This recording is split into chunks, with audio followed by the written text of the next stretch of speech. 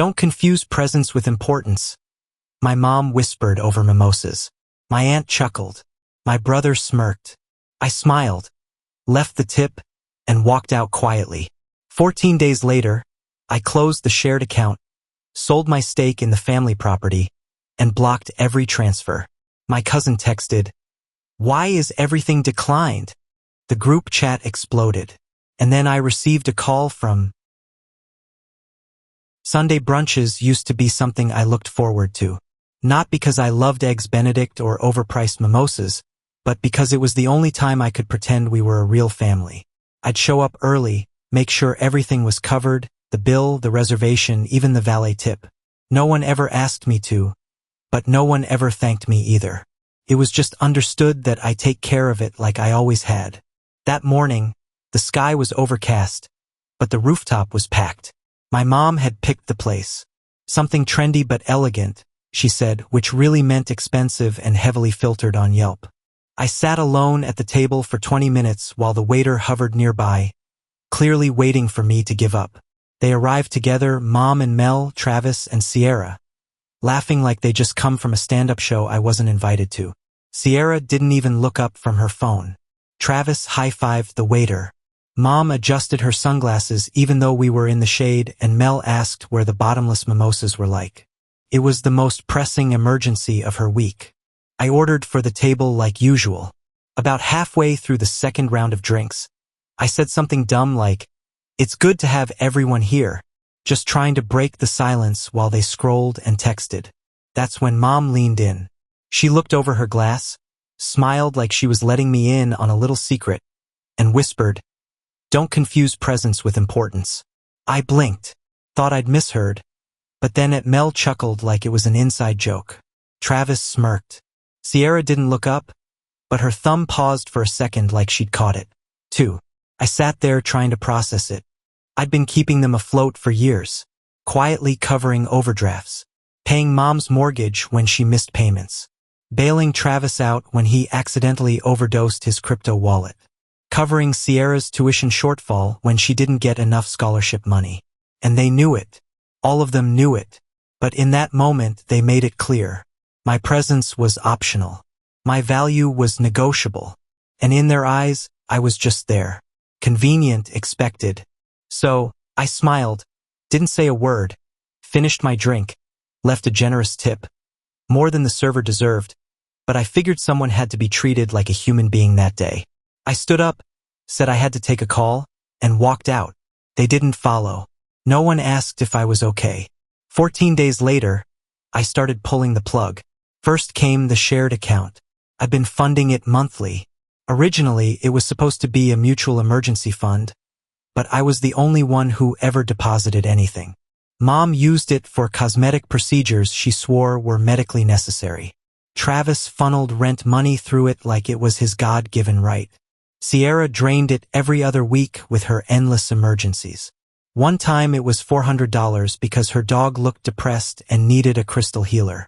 Closed it, transferred the remaining balance into a solo account and locked it. Then came the family property in Vermont. My name was on the deed. I'd put up 60% of the down payment. They'd always treated it like a timeshare. They didn't have to pay for holidays, birthdays, last-minute getaways. I'd stock the fridge, clean the place, pay the taxes. They'd show up and complain about the water pressure. I called a real estate lawyer, got the valuation, and sold my share to an outside buyer. No announcement, just paperwork. Next, I canceled all shared services. iCloud, Netflix, Amazon Prime, the family phone plan gone. I sent everyone their final balance and a simple message. You'll need to set up your own accounts. 3 days later, Sierra texted, "Why is everything declined?" I didn't reply. The group chat exploded. At first, it was confusion, then anger, then rapid-fire questions. Is this a glitch? Daniel, what happened to the account? Why are we locked out of the Vermont place? Did the Netflix password change? They weren't asking because they missed me. They were asking because they couldn't access me. Then came the real panic. Travis messaged me privately. "Hey, not sure what's going on, but can you spot me till next week?" Mom tried calling 3 times in a row. And Mel sent some vague guilt trip about how family is all you've got and you should never turn your back on your roots. Sierra just sent strings of question marks like that would somehow unlock the money. I muted all of them. 2 days later, the number on my screen stopped me in my tracks. It wasn't my mother, not Travis, not Sierra or Mel. It was Uncle Jeff. I hadn't spoken to him in almost a year. He was the only one who never asked for anything, never showed up to brunches, and never tried to guilt trip me into being the family wallet. He had disappeared from the chaos long ago, I answered. I didn't say anything at first, but he did. And what he said changed everything. Uncle Jeff didn't waste time on pleasantries. He said one sentence. "They're planning something, Daniel." I didn't know what that meant at first. Thought maybe he was being dramatic. Or maybe he'd fallen back into some old conspiracy mindset he used to have in his weirder years. But his voice was steady, calm, almost like he was warning me about a storm rolling in.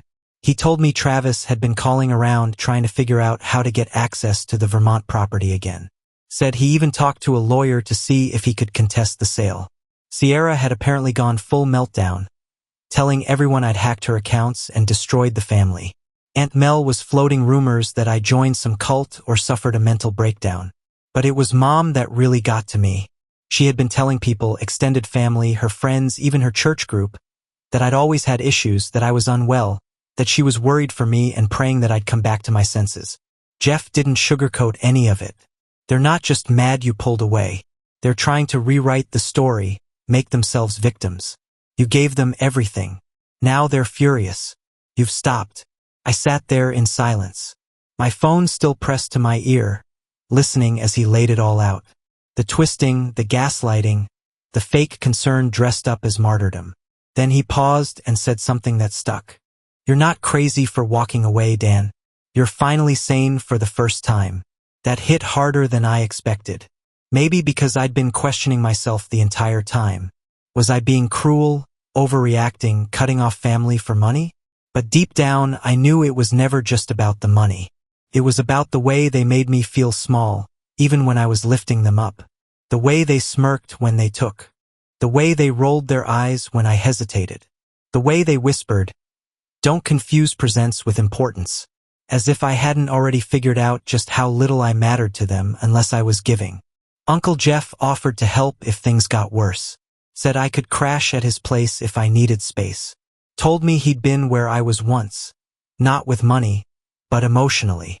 Said walking away from family wasn't the hardest thing he ever did. It was the most necessary. That night, I started going through all the other ways they were connected to me. Mom was still listed as a cosigner on my first car loan from years ago. I got that removed. Travis still had access to a Dropbox folder full of shared documents, old tax files, ID scans gone, passwords changed, bank authorizations checked. I combed through everything, shutting every possible open window. It was around midnight when I got the second call. This time it wasn't Uncle Jeff. It was Sierra, but not through her number. Came from a blocked line. I shouldn't have picked up, but curiosity won. She was crying.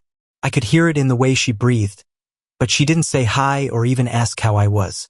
She went straight into panic mode. "I need money like now. My card's not working. I can't pay for my hotel. They're gonna kick me out." I asked her where she was. She hesitated, then said, "Vegas." I just listened. No reaction, no reply. She kept talking, saying she was stranded. Her friends left early. Her phone was dying and she needed $500 wired just to get home. I hung up. A minute later, she texted, "You're evil. I'm your family." Then another, "You won't get away with this." And another, "Everyone's turning on you. You'll regret it." I stared at the screen, waiting to feel something. Regret, doubt, even guilt. But nothing came. Just silence until the next morning when I woke up. The group chat was gone, deleted, blocked from every one of their accounts. And that should have been the end, but it wasn't, because 2 days later, I got an official-looking envelope in the mail from a law firm. Travis had filed a motion to contest the Vermont sale, and attached in bold letters was a statement from my mother claiming I was mentally unfit to manage family assets. I stared at the envelope for a long time before I even opened it. The return address alone, some small law firm in Albany I'd never heard of, made my stomach turn. It was thick, too. Not the kind of envelope you get birthday cards in. The kind that changes the way your day feels. Inside was a formal motion from Travis trying to contest the sale of the Vermont house. His claim that I'd sold it without proper notification to family stakeholders and had acted under emotional distress, potentially influenced by mental instability. I read that line twice. Then I saw the attached statement. It was from my mother, typed, signed, notarized. In it, she wrote about how I had become increasingly erratic over the past year, how I'd made unpredictable financial decisions and withdrawn from family support systems. She mentioned moments that weren't real, claimed I'd called her at night screaming, that I'd sent angry texts about being betrayed and unappreciated. She even said I once threatened to burn bridges permanently. That one got to me not because it was true. I hadn't said anything remotely close, but because it sounded so close to how I felt, it almost sounded like something I could have said, and that's how I knew she wrote it herself. She knew exactly how to make me sound unhinged without being dramatic. Just enough to get in a judge's head, enough to make me doubt myself. There was no mention of how I paid her mortgage for 2 years. No mention of the overdraft bailouts, the car repairs, the emergency surgeries I had helped cover. None of the mimosas, none of the Sunday brunches. None of the silence I tolerated while they drained me. I didn't call her. I called Uncle Jeff. When he picked up, he didn't even say hello. Just asked. They make a move. I told him everything. The contest, the letter, the statement. I could hear him shifting in his chair, probably reaching for his cigarette stash he swore he'd quit 3 years ago. Then he said something that stuck with me. People like that don't just take. They rewrite history to make you look crazy for stopping. It made sense because this wasn't about the money anymore. It wasn't even about the house. It was about control. About me stepping off the conveyor belt they'd been feeding from. About making sure if I wasn't useful, then I was wrong. Dangerous, mentally unfit. They needed to believe that to keep their version of the story intact. I got a lawyer, a real one. He read through the documents and smirked like he'd seen this movie before. He asked me one question. Do you have proof of what you've given them? That one hit like a punch to the ribs because I hadn't kept receipts. Not really. A few Venmo screenshots, some emails, but most of it was verbal, casual, trust-based because they were family. That word meant something to me once. Not anymore. The legal process started moving fast. My lawyer drafted a rebuttal. We collected what we could. Bank statements, texts, the wire transfers. Every dollar I'd ever sent became evidence.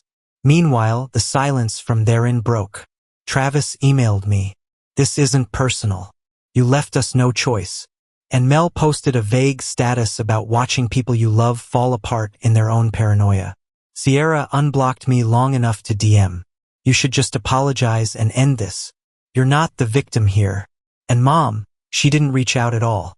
Instead, her church friend, some woman named Carol, who once asked if I had a girlfriend at a 4th of July barbecue, messaged me on Facebook with a quote from Corinthians and a passive-aggressive suggestion that I return to Grace. Grace, I was done with Grace. I was done with giving people like that the benefit of the doubt. So I made my final move. I sent one message to the group chat, not that I knew if anyone would read it. It said, "You win. You get what you want. I'll let the court decide." Then I left it at that. 2 weeks later, the judge dismissed the motion. Lack of standing. Insufficient evidence. The house sales stood. I was cleared. But the wind didn't feel like a victory because something had changed. They had declared war. And I wasn't done yet. After the judge tossed the motion, everything went quiet. Not a satisfied silence, not a retreat. It was the kind of quiet before a second wave hits. I knew they weren't done. People like that don't accept boundaries. They wait for cracks. They wait for your silence to soften and then they squeeze through. I thought I'd won legally, but I underestimated how far they were willing to go emotionally. A week later, I went to log into my online banking. Not one of the shared accounts, but my own. And it was frozen. No warning, just a red banner saying temporarily suspended due to security concerns. I called customer support. After the usual 20-minute shuffle, someone finally told me the account had been flagged for fraudulent activity reported by a third party. A claim had been submitted that I was transferring large amounts under false pretenses. My stomach dropped. I asked for the name tied to the claim. The representative hesitated, said it was flagged internally but hinted it came from someone linked to a former joint account. I knew exactly who it was. Mom. She still had my old account information saved from years ago. We'd opened a joint savings account when I helped her get her second condo. I never fully unlit it. The amount flagged wasn't even recent. It was a 6-month-old transfer I made to myself, moving funds out of a family investment account that I had funded that I had every legal right to empty. But they filed a fraud report anyway. It was petty, vicious, and it worked. The bank put a hold on my assets for 48 hours. That's all it took to throw everything off. My rent auto payment bounced. My credit card froze because of the alert. I missed an appointment I'd been waiting 6 weeks for because I didn't have cash for the Uber. And that wasn't even the worst part. The worst part was the email I got the next morning from my job. Subject line: concerns regarding recent legal activity. They'd received an anonymous tip. Someone sent them a fake LinkedIn article with a headline about unstable tech consultant with a history of financial exploitation. It wasn't a real article, just a screenshot, but it was formatted to look legitimate, complete with my photo, name, and job title. HR asked me to come in for a conversation. I sat in that office trying to explain something that sounded insane out loud. My own mother, brother, and cousin fabricating claims to make me look unstable. All because I stopped letting them drain me. I didn't have hard proof. I didn't know which one of them sent it. But the timing, the details, it was them. It had to be. My boss believed me. HR was cautious, but they let it go. Still, the damage was done. I could feel the shift in how people looked at me around the office. Whispers, the long glances, the silence when I walked into a room. That night, I sat in my apartment staring at the ceiling and realized something I hadn't fully let myself accept until then. They weren't trying to win anymore. They were trying to ruin me. I called Uncle Jeff again, told him everything. The bank, the job, the fake article. He didn't ask for proof. He just said they're falling apart. This is what desperation looks like. And the truth, you were the glue. Now they're turning on each other. He wasn't wrong. The next day, Sierra messaged me again. This time, it wasn't rage or tears. It was a single screenshot, a group chat without me, where Travis was accusing Mom of going too far with the fraud report. Where Aunt Mel called Sierra traitor for not siding with the rest of them. Where Mom typed clear as day. He was never really one of us anyway. Sierra didn't add any commentary, just sent a screenshot and a final message. I didn't think it would get like this. And then she blocked me. That was the last I heard from any of them until the night someone tried to break into my apartment. It happened just after midnight. I was half asleep on the couch, a glass of bourbon sweating on the coffee table, the TV playing some documentary I wasn't really watching. The knock at the door wasn't loud. It was soft, almost polite, but it didn't stop. 3 knocks. Pause. 3 more. Same rhythm. Over and over. I sat up, heartbeat slow but hard. The kind of quiet panic that doesn't need permission. I didn't live in a rough neighborhood. Middle floor in a locked building, but still something about it felt off. I walked to the door and looked through the peephole. No one. Another knock, but this time it came from the back. The fire escaped. I froze. I don't remember grabbing the baseball bat from my closet, but suddenly it was in my hand. I moved to the back window as quietly as I could, staying low. I peeked through the edge of the curtain. There was someone there, just a silhouette, standing still, facing the window, not trying to get in yet, just watching. I backed away, called 911, gave my name, address, told them someone was on the fire escape. The dispatcher stayed calm, told me to stay inside. Officers were already nearby. By the time they arrived, the person was gone. Nothing stolen. No signs of forced entry. Just a single cigarette but left on the fire escape railing. The officers took the report, asked if I had any enemies. I almost laughed. Where do you start when it's your family? I didn't tell them who I suspected. There wasn't proof, no footage, no fingerprints, but I knew. The next morning, I got a message, no name, just a number I didn't recognize. It said, "You don't get to walk away clean." That was it.